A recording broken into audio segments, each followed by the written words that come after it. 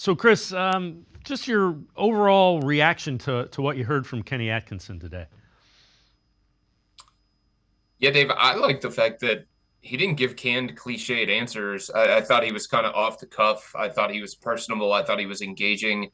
And I thought he got into some really, really important things when it came to trying to figure out how to make the core four work, the importance of Evan Mobley within this organization, some of the ideas that he has and the philosophies that he has at both ends of the floor.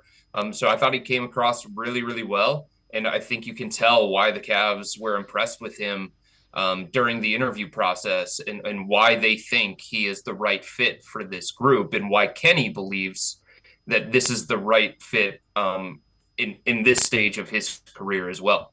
Yeah, I know you wrote an article just kind of the sound logical hire. When after like reading why they, you could see what they were. I could see what the front office was thinking in the hire. You can't always say that.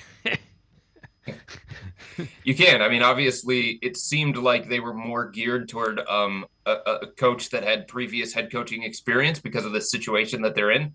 Back-to-back playoff appearances, Eastern Conference semifinals appearance, a team that wants to compete with the likes of, Boston, Philadelphia, Milwaukee, New York, and the other teams in the Eastern Conference. The Cavs, they don't see this as a training ground for somebody. And look, there's always a chance that somebody who has never been a head coach before, Dave, turns into the next Eric Spoelstra, Joe Mazzulla, Mark Dagnall in Oklahoma City, who's the reigning coach of the year, Chris Finch in Minnesota. So it's no disrespect to any of these other first-time guys, but it just felt like the Cavs throughout the entire process were more comfortable with a coach that had a little bit more seasoning, a coach that had a little bit more of a resume, a coach that had a little bit more experience because of what this job requires. On top of that, it's clear that the Cavs are putting a big time focus on player development. Evan Mobley taking the next step, Darius Garland bouncing back from a terrible season that he had.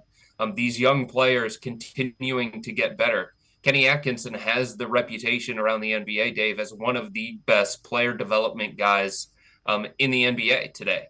And then beyond that, I think it's pretty clear that even though the Cavs have been one of the best defensive teams in the NBA over the last 3 years, they feel like the offense has been a big problem, especially when you get into a playoff environment, and that has shown itself under JB Bickerstaff.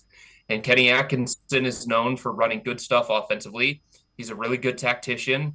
He's got innovative offensive ideas. He's creative when it comes to the play calls and the sets that he runs. And he runs a more modern type offense with pace, space, and 3-point shooting. And all those different things are what the Cavs were looking for in their next head coach, kind of an opposite of JB Bickerstaff in a way.